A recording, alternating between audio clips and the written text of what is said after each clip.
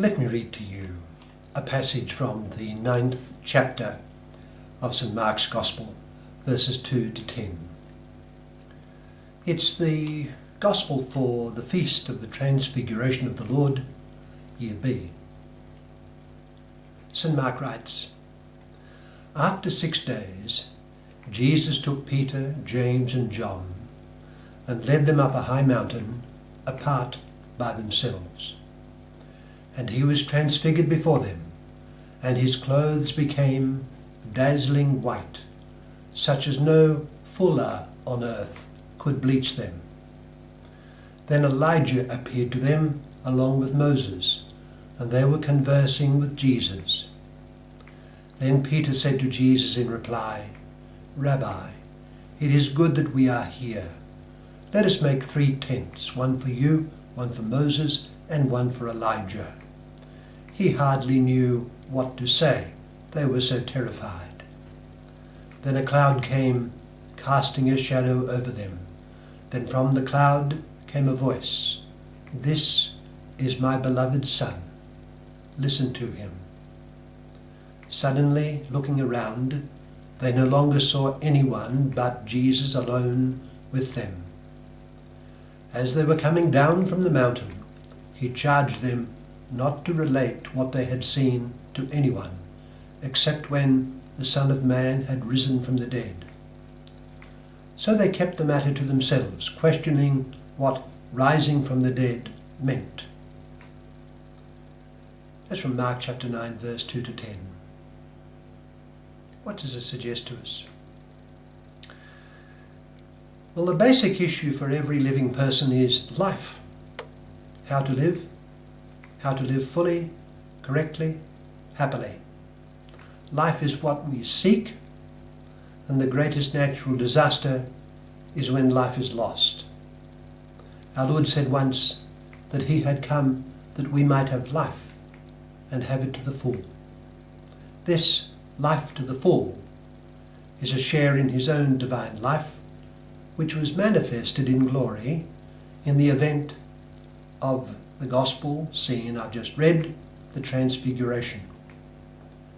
The apostles gazed in wonder at the spectacle of our Lord transfigured in glory, with Moses and Elijah conversing with him, and the Father pointing to him as his beloved Son. It revealed our Lord's divine life and the glory that he plans to give us. Christ shown in glory is life shown in abundance and fullness. The practical question is, when can we gain a foretaste of this fullness of life and a share in it?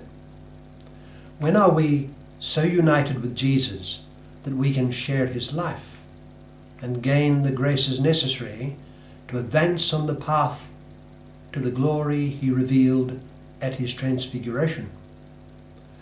The greatest moment is when the Eucharistic Jesus is present at Mass and comes to us in Holy Communion.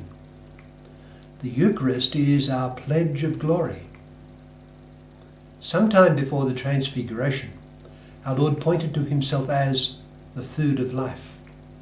"I am the bread of life. He who comes to me will never be hungry. He who believes in me will never thirst." He was referring to himself as the source of true life, which is given to us in the Eucharist. The Holy Eucharist is the gift from Jesus of himself. In receiving him, we receive a share in his own divine life, his life of glory. Just as the ordinary food we eat keeps us physically alive, enables us to grow stronger, preserves our strength against illness, and has an all-pervasive effect on every other dimension of our natural life, so receiving the Holy Eucharist has a similar effect in the realm of our union with God and our share in his life of glory. The moment in our own life when we most approach that which the apostles participated in at Christ's transfiguration is the moment when we receive Holy Communion. In Holy Communion, we receive into our hearts the living Jesus in all his risen reality, human and divine, body, blood, soul and divinity. This risen Jesus is in glory and makes himself present in the Holy Eucharist. The constant temptation is to receive Holy Communion in an unthinking fashion, with very little preparation before and during Mass. The temptation will be to approach Holy Communion without a lively faith in who it is who gives himself to us at that moment. Let us ask ourselves this: during the minutes following our Lord's coming in Holy Communion, how often have I spent the time thinking of other things and only half-heartedly giving my divine guest the attention I should? So very often Holy Communion has not been a time of real communion with Jesus. He is giving himself to us. Do we give ourselves to him? If we give our Lord our full attention during the precious moments of Holy Communion, he will unite us to himself in a wonderful way. Our union with Jesus will increase.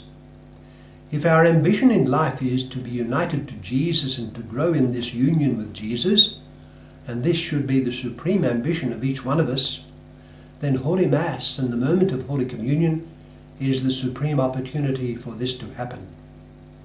That is the time to ask him to increase his union with us and to pour out on us his help to enable this to grow.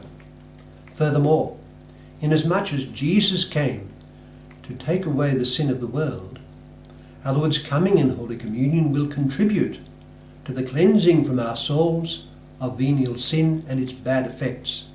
Of course, the principal moment and means when our Lord takes away sin in our life, including venial sin, is during the sacrament of penance, and it is only in confession that mortal sin is cleansed from our soul. Nevertheless, whenever he comes in Holy Communion, he wishes by his grace to cleanse us further of the various stains and effects of sin. So when we receive Holy Communion, we ought ask our Lord to cleanse us of the vast effects of sin still present in our life. We cannot imagine the degree to which our many sins have affected our souls, most especially if we neglect the sacrament of penance. Apart from the sacrament of penance, Holy Communion is the time to ask our Lord to mend what has been damaged and to reconcile every aspect of our being to himself. Moreover, we ought during Holy Communion ask our Lord to preserve us from sin in the future, especially mortal sin, but also deliberate venial sin. It ought be our life's ambition to avoid all deliberate sin, including deliberate venial sin. It is during Holy Communion that we ought repeatedly seek the grace for this. If we do this, we shall be advancing towards glory. Holy Communion is the moment of great grace, for it is the moment of greatest union with Jesus, if we take advantage of it with a lively faith. It is our pledge of future glory. Whenever we receive Holy Communion, let us imagine ourselves with the apostles at the Transfiguration, as in the Gospel I read earlier from Mark chapter 9, verse 2 to 10, and the Father telling us to listen to his beloved Son.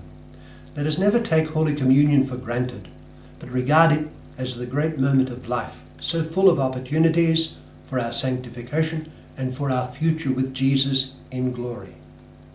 As Jesus was shown then in glory, so in Holy Communion he comes to us in order finally to take us into his glory, the glory of heaven hereafter.